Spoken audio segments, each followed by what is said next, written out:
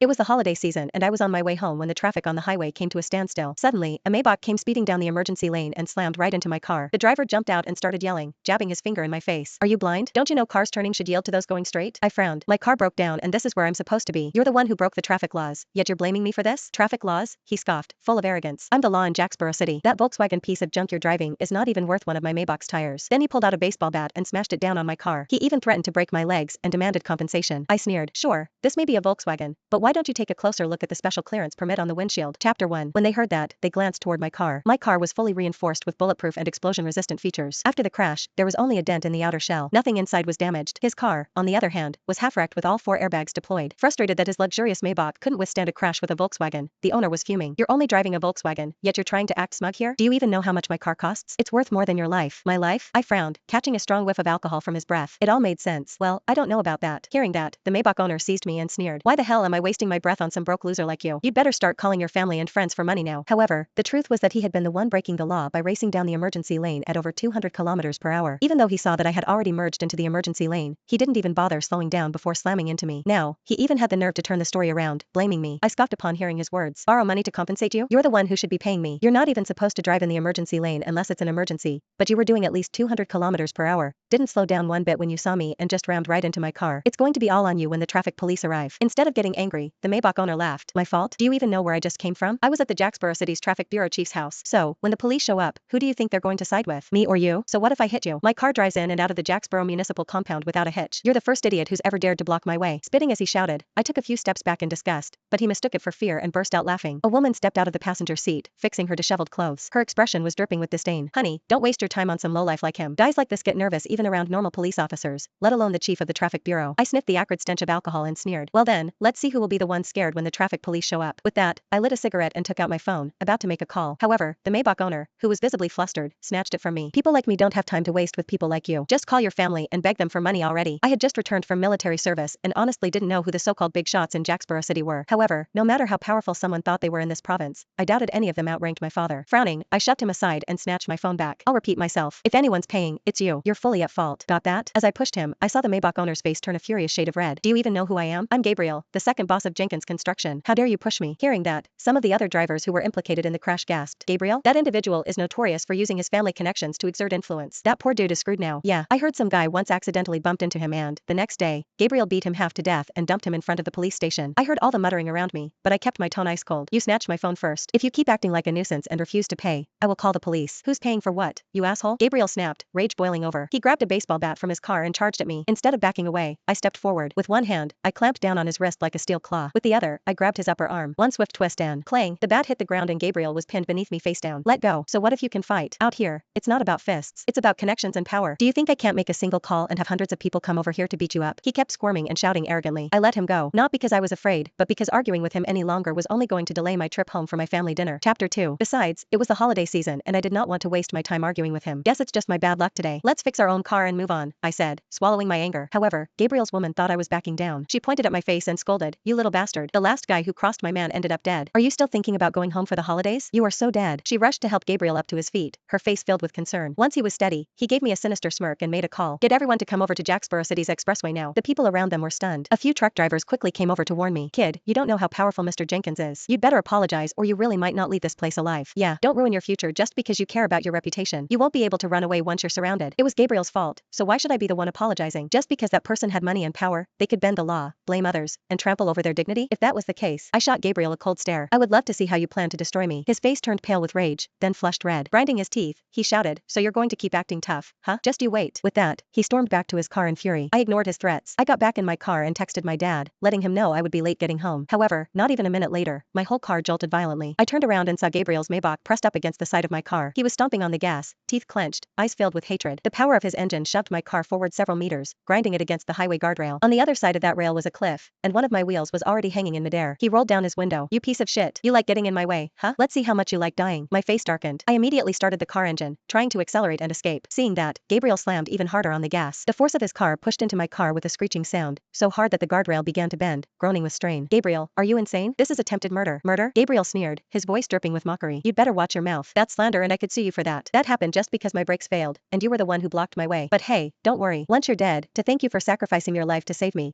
I'll send your family 10 grand as a token of appreciation. Oh wait, 10 grand's a bit too much for a worthless life like yours. I think $3,000 should cover it. Chapter 3. Clang. The railing shook violently. It was bending and on the verge of breaking. Just as disaster loomed, my engine finally roared to life. I slammed the gas pedal, and the car dashed forward, breaking free from the crushing pressure. Upon seeing this, Gabriel's face twisted with panic. He stomped the brake repeatedly before finally managing to stop his car. However, as his wheels screeched to a halt, he ran over a shard of broken glass that flew up and embedded itself deep in my thigh. I gritted my teeth as pain shot through me. Gabriel stormed over, cursing loudly. I was trying to crash into your car and you dodged. You almost got me killed. I nearly scoffed. He rammed into me but didn't want me to avoid him. Did you think I was going to sit there and get pushed off the cliff? This is how it works in Jacksboro City. If I want someone to live, they live. If I want someone to die, they die. Hearing him talk like some thug, I pressed my hand over the bleeding wound on my thigh. My expression was icy cold. He glanced down and mocked. Tisk tisk tsk. That must hurt. Unfortunately, I prefer things to be even. Maybe I should stab the other leg. I lifted my head. My eyes were calm but sharp. Gabriel, people are watching. There are surveillance cameras above us. Everything you're doing is being recorded. Are you sure you want to keep going? He laughed as if I had told him a joke. Heh, do you think any of these people would dare to report me? Go ahead and ask them. I turned and looked around. Immediately, the onlookers averted their eyes. Some even crushed their phones, grinning nervously like they had seen nothing. Gabriel was pleased and laughed. And those cameras you mentioned? Please, half of Jacksboro City, including this entire stretch of highway, was built by my company. If I want those cameras on, they will be on. If I want them off, they will be off. In Jacksboro City, the Jenkins family is the law. With that, he pulled his woman into his arms, gave me a mocking glance, and took out his phone. This is Gabriel from Jenkins Construction. In 3 seconds, I want every traffic surveillance camera and traffic light in Jacksboro City to be shut down. Snap. In less than 2 seconds, the entire highway surveillance system shut down. Someone nearby, still clutching their phone, gasped. Oh my god, I was watching a live stream. All of Jacksboro City's traffic lights just went black. Gabriel puffed out his chest smugly as he wrapped his arm around his woman. You hear that, you little bastard? You can't afford to offend upper-class people like us. Upper-class people? I sneered. You think driving a Maybach makes you a member of the upper class? If that's the case, my Passat must make me royalty. Gabriel and his woman both burst into laughter. You mean that piece of crap? That garbage costs what? 20, 30 grand? Royalty my ass. My dog wouldn't even sit in it, let alone drive it. I just shook my head. A Passat would not cost much. But what about the license plate and the special clearance pass on this car?